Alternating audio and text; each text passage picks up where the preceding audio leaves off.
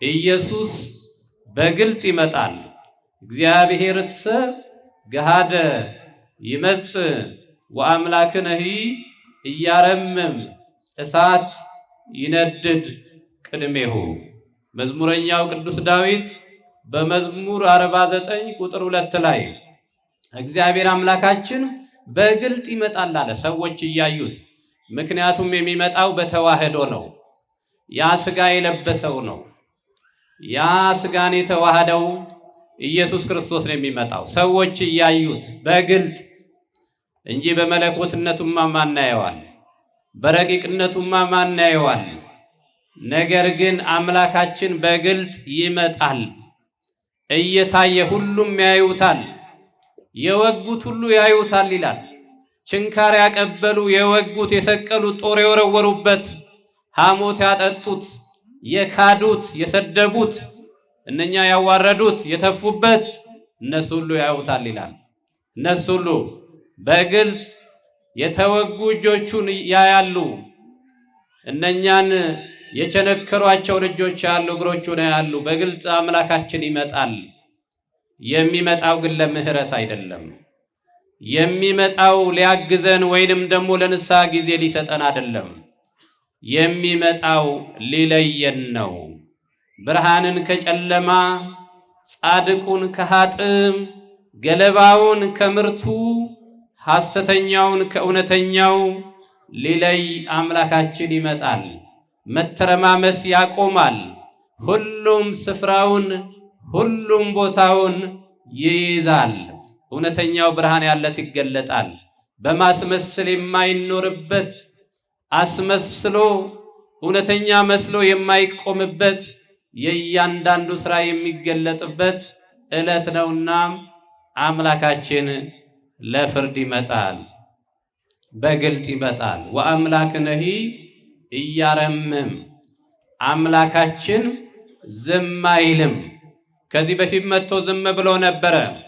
በጲላጦስ አደባባይ ያ ሁሉ የሐሰት ክስ በሱ ላይ ሲቀነባበር አይሁድ ተባብረው ተማምለው በሱ ላይ የሐሰት ክስ አቀነባብረው ሲከሱት ጲላጦስ መልስ ስጥ ሲለው አልመለሰም ነበረ።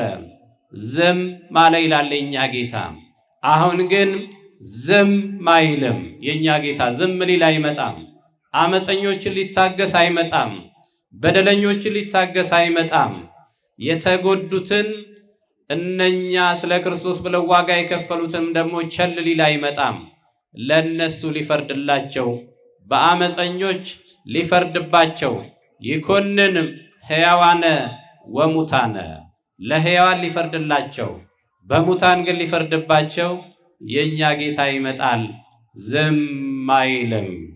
አንደበት ለተነፈጉ፣ ጩኸት ለተከለከሉ፣ ለታፈኑ አንደበት ሆኖ ይመጣል ኢየሱስ ክርስቶስ። ይናገርላቸዋል። እውነትን ለተቀሙ እሱ ስለ እውነት ልመሰክር መጥቻለሁ ብሎ ነበርና አሁን ግን ስለ እውነተኞች ይናገራል፣ ይመሰክርላቸዋል። ስለዚህ አመፀኞች በጻድቃን ላይ የሚሰለጥኑበት ጊዜ ያበቃል ማለት ነው። እሳት ይነድድ ቅድሜሁ፣ በፊቱ እሳት ይነዳል። ፍርዱን ሲያመለክት ነው። እሳት በማቴዎስ ወንጌል ምዕራፍ 3 ቁጥር 12 ላይ ስታነቡ መንሹም በእጁ ነው፣ አውድማውንም ያጠራል፣ ገለባውን ወደ እሳት ይከታል ይላል። ስንዴውን ግን በጎተራው ያስቀምጣል። እንዲህ ነው የኛ አምላክ። የኛ አምላክ እንዳልኳችሁ ገለባውን ከምርቱ ሊለይ ይመጣል። ኢየሱስ እንዴት ይመጣል? በማቴዎስ ወንጌል ምዕራፍ 25 ቁጥር 31 ላይ ወአጸዱኒ መላእክት እሙንቱ የሚለውን በማቴዎስ 13:40 ላይ ያለውን እዛ ጋር እናገኘዋለን።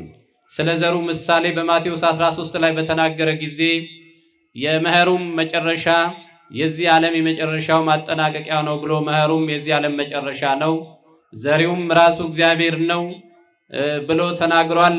ዘሩን የዘራው እሱ ነው። የእግዚአብሔር ልጅ ኢየሱስ ክርስቶስ የእውነት ቃል ነው የዘራው። ስንዴውም የእውነት ልጆች ናቸው፣ እንክርዳዱም ደግሞ ክፎች ናቸው። አጫጆቹም መላእክት ናቸው ብሏል። አሁን ገበሬው ብቻውን አይመጣም፣ አጫጆቹን ይዞ ይመጣል፣ መላእክቱን ይዞ ይመጣል ነው የሚለው። መላእክቱን ምክንያቱም እንዳልኳችሁ አዝመራውን ሊሰበስብ ነው የሚመጣው። በቂ የሆኑ አጫጆች አሉ፣ በቂ የሆኑ የሚያዘምሩ የሚሰበስቡ አዝመራውን ወደ ጎተራው አጭደው ወቅተው የሚከቱ መላእክት አሉ። መላእክትን ይዞ ይመጣል ይላል። አሁን በመላእክት ታጅቦ ነው የሚመጣው ማለት ነው ኢየሱስ ክርስቶስ።